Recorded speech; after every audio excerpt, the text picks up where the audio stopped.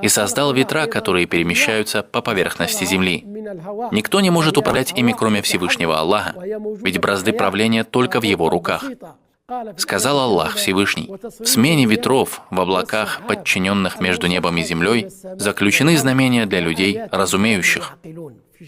Посмотри на слова: заключены знамения для людей, разумеющих. Аллах наделил нас разумом, чтобы мы размышляли над сотворением небес и земли, над сотворением звезд и других Его творений. И ветер — одна из стихий этого мира, и воин из войска Аллаха. Всевышний упоминает ветер в Коране, напоминая нам о своей милости, сказав: «Он тот, кто направляет ветры добрыми вестниками своей милости, ведь они гонят облака, которые радуют людей приходом дождя».